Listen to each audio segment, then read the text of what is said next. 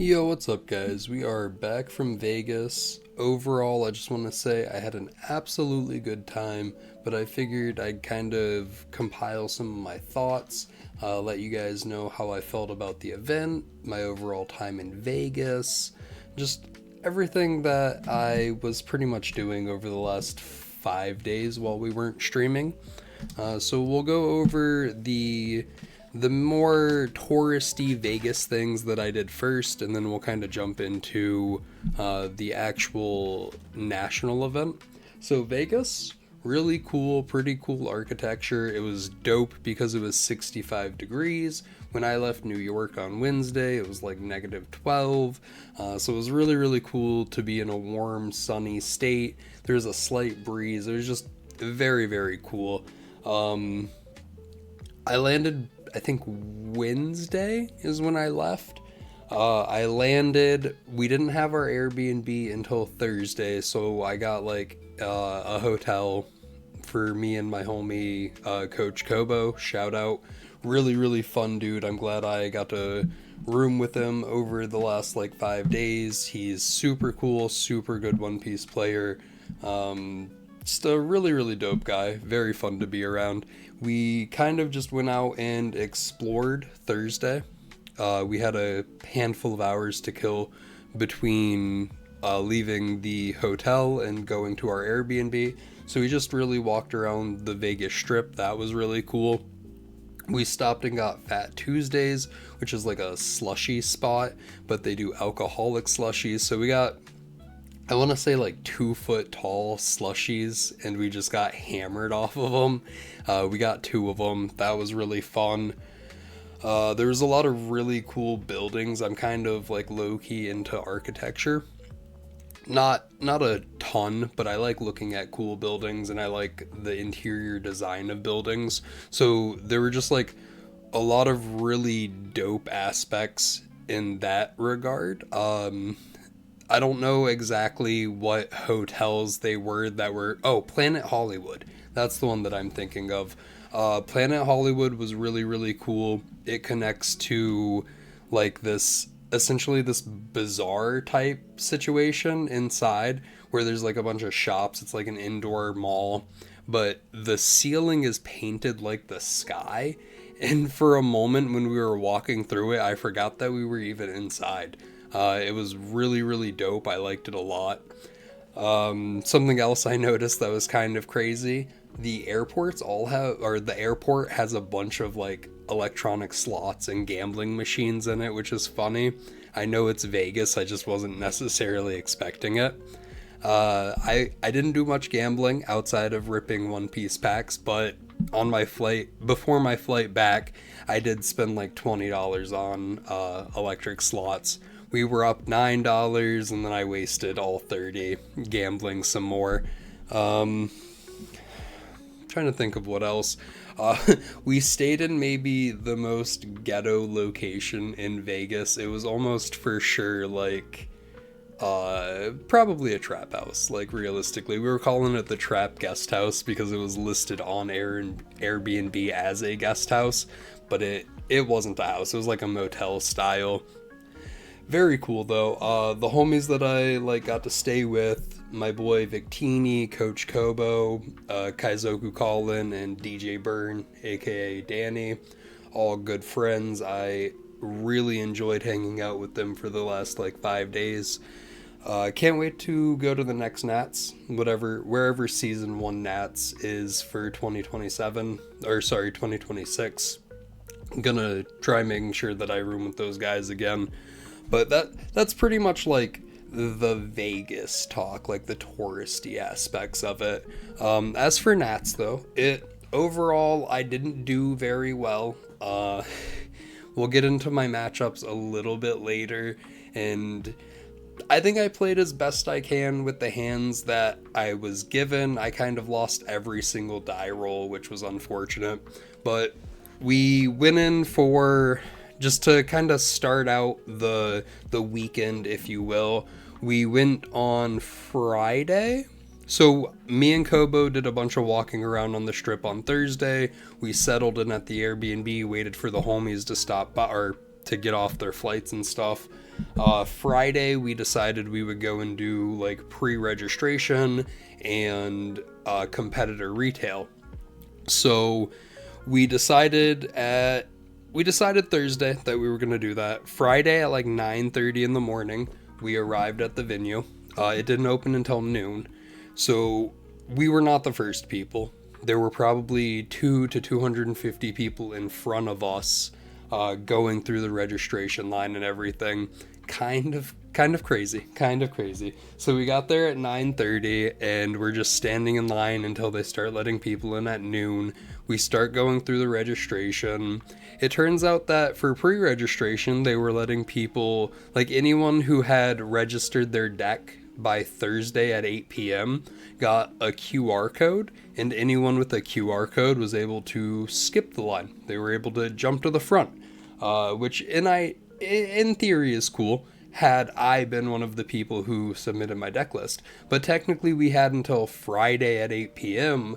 to register the deck list. So it's like no one knew you would get this QR code had you registered your deck sooner.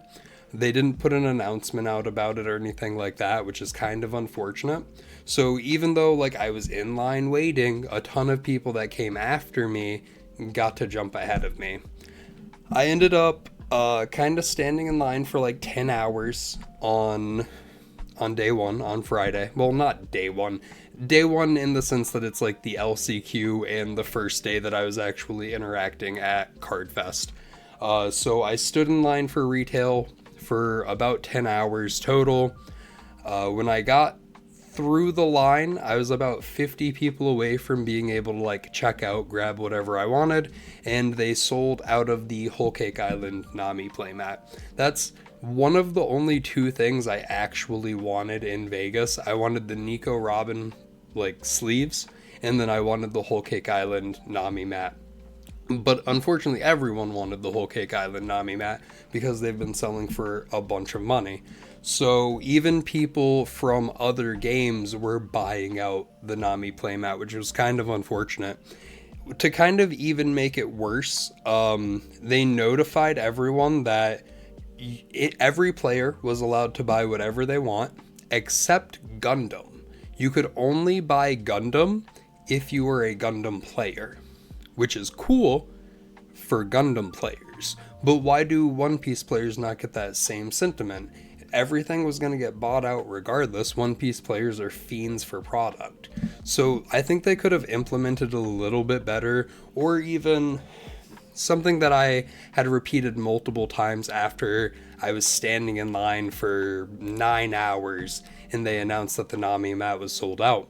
They knew how many people were going to NATS. They knew the number of people in each game that were going to NATS. They knew the number of people for general entry, and they knew the number of people that were in the LCQ trying to get into NATS. They could have had enough product for every single person to buy a Nami playmat. They did not think that ahead. I will say, shout out to the homie, the real Kaizoku Colin. LOL, it's not me. If you were at Vegas, you get what that means, and I'll explain it a little bit later. But shout out to my boy Colin, who got his own playmat because he had the barcode, so he was able to jump ahead. He got another time slot on Saturday. So he went through on Saturday, Sunday, he got a time slot for Sunday. He went through the line and he actually got me a Nami playmat, which is really, really cool because I want to play Blue Yellow Nami, but I don't like regular leaders. So he got me one. That's pretty much the only reason I was able to acquire it, because Bandai sucks sometimes. Love the game, love Bandai, just sometimes they could handle their stuff a little bit better. There were some really, really dope like installations, giant cards, art walls. There was like a giant Elbaf display, which was really cool, and then another display that had like all of the original sketches for the outfits of Elbaf.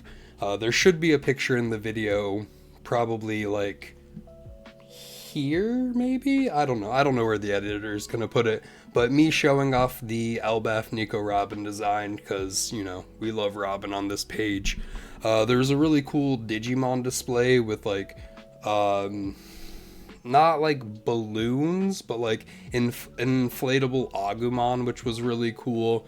And then I think there was an inflatable Garurumon, but I don't think I took a picture of it. There was like a Gundam building like display where you could sign up and I think get like a Gundam model kit, which is a really dope idea.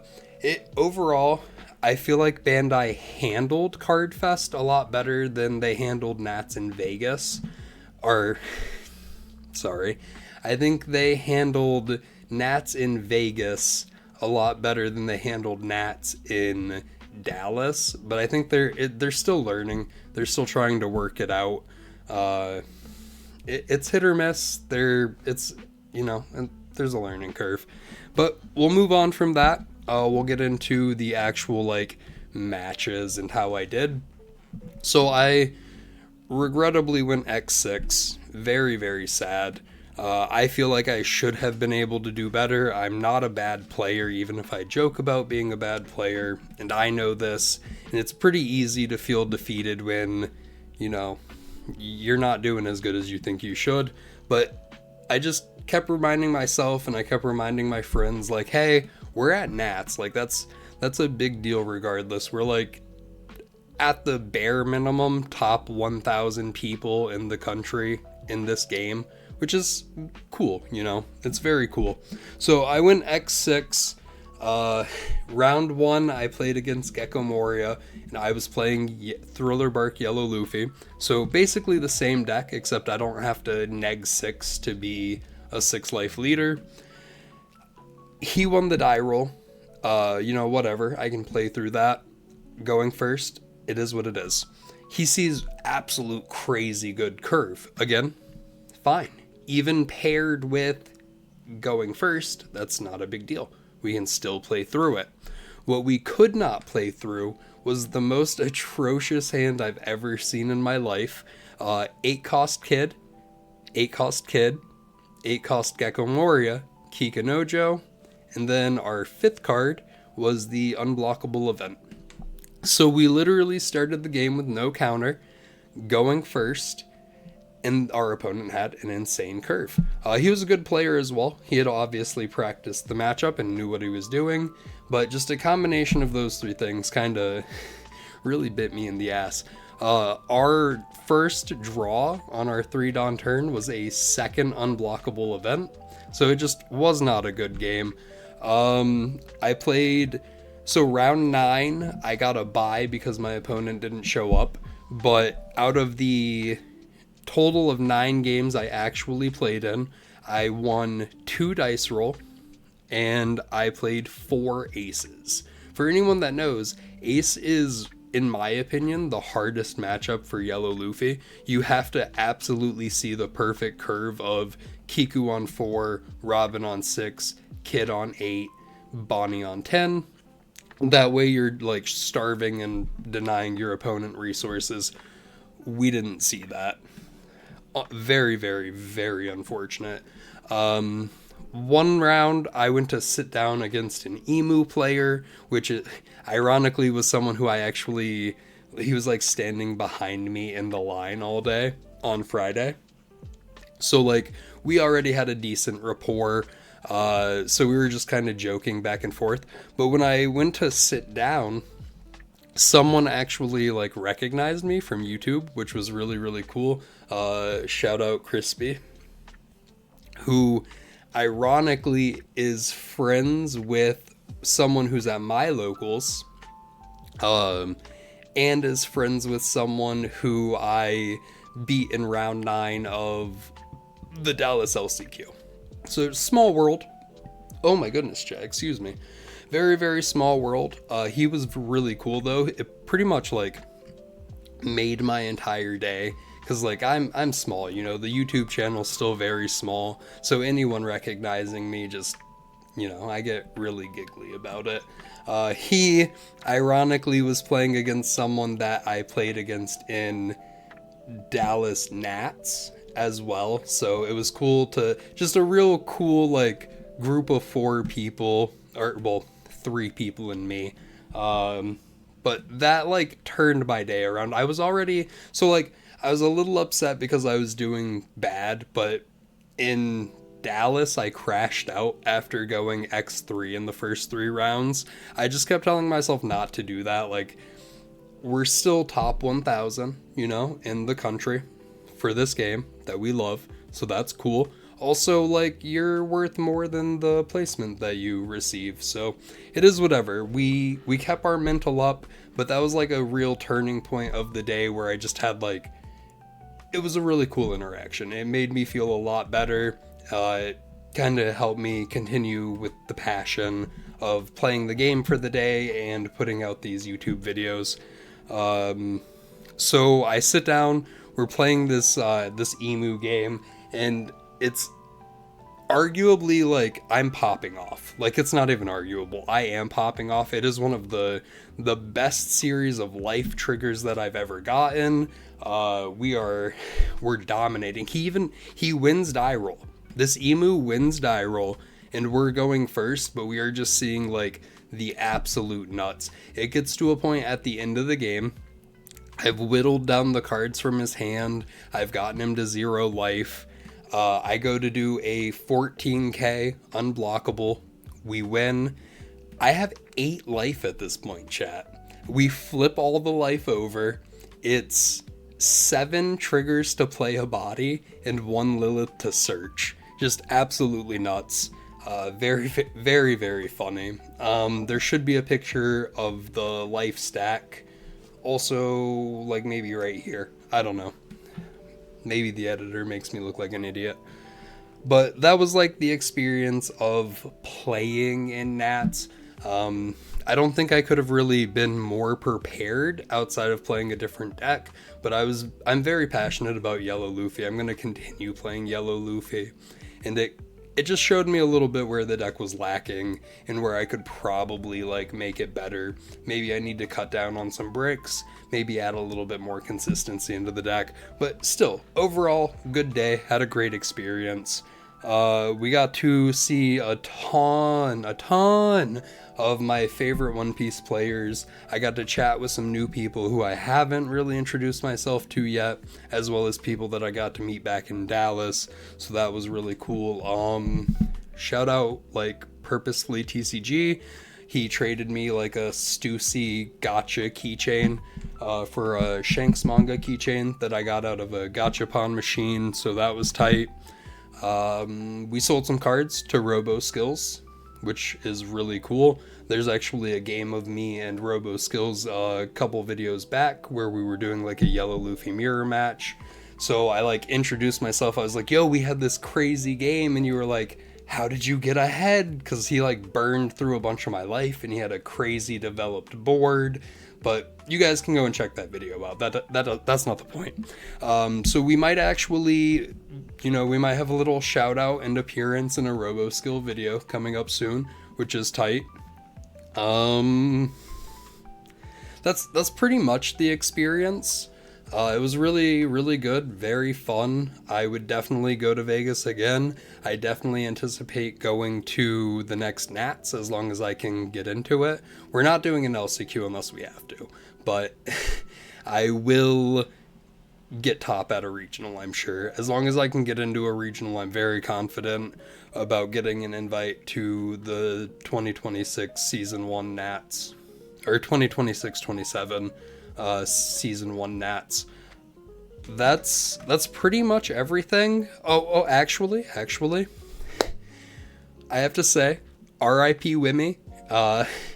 So Bandai cracked down on scalping and like third-party sales at CardFest in Vegas, which is awesome because a lot of people who got the Nami playmats were trying to sell them to people for like $900 a piece, which is absolutely insane.